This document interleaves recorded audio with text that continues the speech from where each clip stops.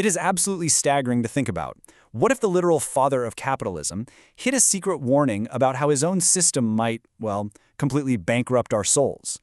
We all know Adam Smith as the architect of modern economics, the ultimate champion of free markets and the invisible hand. But recently, a set of oilcloth-bound papers was discovered hidden behind a false back in a writing cabinet at his final home, Pemure House in Edinburgh. And let me tell you, what's inside is nothing short of explosive. It's a deep dive into the profound moral costs of the exact commercial progress he spent his entire life championing. In this explainer, we're going to unpack exactly what he found and why it honestly matters more today than ever before. If this recovered manuscript is the real deal, it's a literal roadmap to our modern sense of isolation. So here's how we'll break this down. First, we'll look at the secret warning itself, then the atrophy of sympathy, how we outsource our morals, the filter of the price system, and finally, how we go about reclaiming our moral capital. Let's get right into it. Part 1. A Secret Warning. Unearthing Adam Smith's Lost Manuscript. It turns out history's greatest capitalist was actually deeply unsettled by what he saw in the faces of everyday workers in those booming, early manufacturing towns. Now, he didn't backtrack on his belief that the division of labor created immense material wealth, but he realized something pretty dark. A system designed purely to maximize output was silently consuming its own moral preconditions. Think about how the evolution of the workday feeds directly into our modern epidemic of burnout. We move from an agrarian past where time was dictated by natural tasks. When the harvest was done, you actually rested, to an industrial era that was strictly boxed in by the factory clock. And today, our time is totally commodified. The modern worker returns home completely, utterly depleted. And here's Smith's crucial observation. That depletion isn't just physical. It's a depletion of the specific mental and emotional bandwidth required to actually be present with your family and your neighbors. This brings us to a concept Smith called the sympathetic imagination. He completely redefined sympathy here. We're not talking about simple pity. He viewed it as a heavy, demanding moral muscle that requires intense, active exercise. It's not just feeling bad for someone from a distance. It's the disciplined, strenuous act of projecting yourself into the specific, lived circumstances of another person to truly apprehend their situation from the inside. And, just like hitting the gym, if you don't actively use that muscle, it literally wastes away. And this gets right to the heart of his core fear. If this empathy muscle isn't regularly exercised, the very foundation of mutual trust, and really, civilization itself, starts to collapse. He argues, quite forcefully, that you cannot sustain a complex, democratic society on mere commercial interest alone. It's just not enough. You absolutely need this moral imagination. Citizens have to be able to govern not just themselves, but each other, which requires deeply understanding people whose lives look absolutely nothing like their own. Without that active sympathy, the social bonds just dissolve. Part 2. The Atrophy of Sympathy. The Cost of Efficiency. Today, we're highly praised for having a hyper-narrow focus and killer productivity at work. But there is a really stark contrast between the immense material wealth we gain and the severe moral poverty we suffer as a result.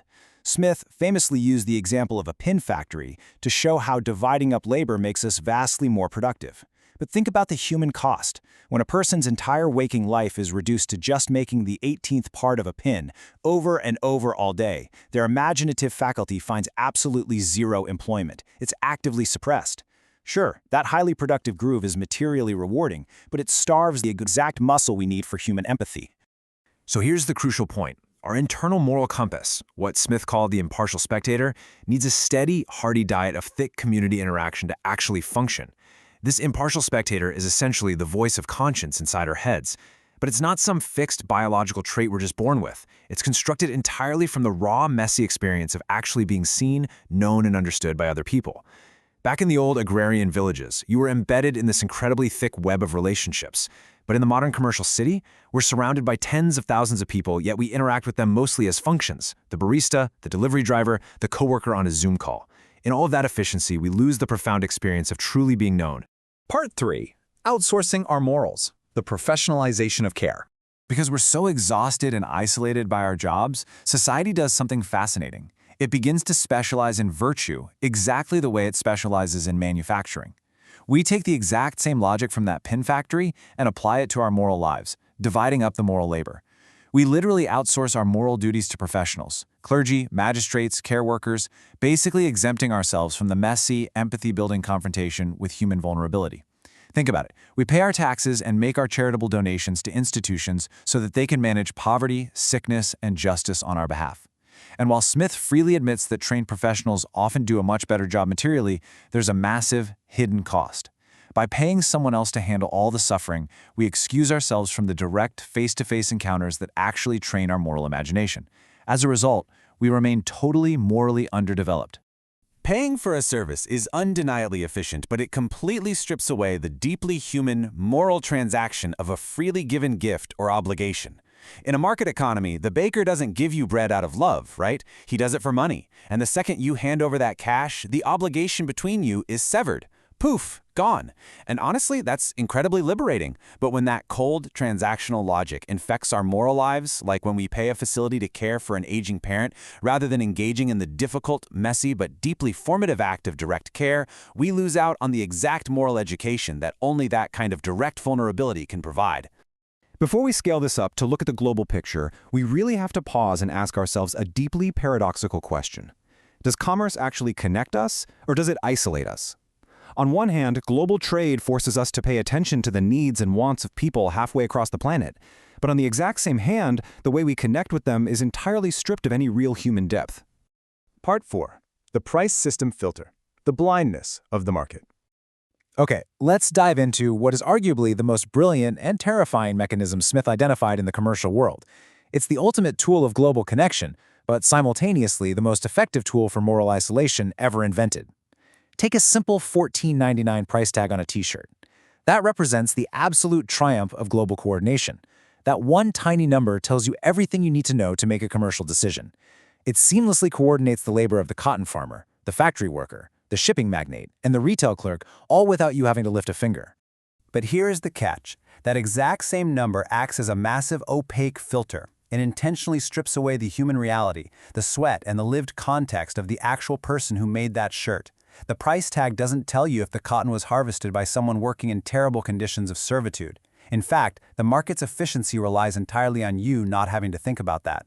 The pure genius of the price system is that it completely separates the result from the process. It acts as a mathematical shield, protecting us from the full, heavy weight of each other's humanity. We act upon the lives of people all over the globe every single day, yet we remain almost entirely shielded from their humanity. Commerce has given us this sprawling, extensive web of global trade, but it is incredibly shallow. We are deeply, intricately connected economically, but we are almost totally blind morally. Part 5. Reclaiming Moral Capital. Our Debt to Posterity. So, what's the move here? How do we actually fix a system that is actively consuming its own moral preconditions? Well, Smith is very clear on this. You cannot fix this just by sending people to school. Education might give you facts and statistics about suffering, but it doesn't give you the bodily practice of empathy. And obviously, we can't just tear down commerce because the material wealth it creates is undeniably real and necessary. Instead, we have to fight to reclaim the unstructured, unproductive time that commerce absolutely hates. We need sustained, particular relationships. We need the humility of experiencing dependence. We have to deliberately choose to look past the price tag to see the human being on the other side of the transaction. And, perhaps most controversially today, we must fiercely protect the commons, those shared purposeless times and spaces, like a town square or a genuine day of rest, where we simply exist with our neighbors without trying to extract any value from them.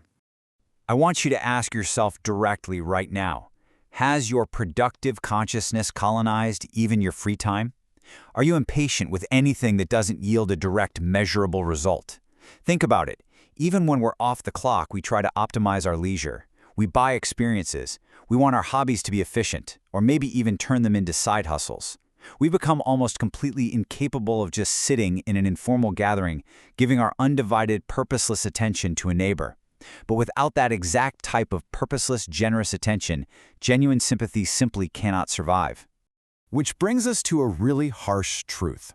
A society can be incredibly, unprecedentedly wealthy and completely morally bankrupt at the exact same time.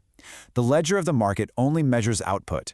It has absolutely no column to record the slow, multi-generational depletion of our mutual trust, our capacity to care, and our civic bonds.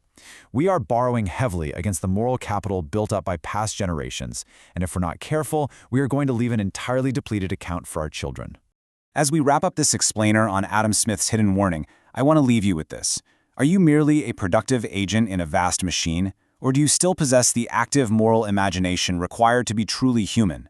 Because the wealth of a nation isn't just its GDP, its factories, or its highly optimized supply chains. The true wealth of a nation is the capacity of its citizens to look at one another with genuine imaginative care. The system isn't going to change on its own, but by understanding the very real forces at play, we can actually choose to look past the price tag. We can choose to be present. Thanks so much for joining me today, and I hope this leaves you seeing your daily routine in a completely new light.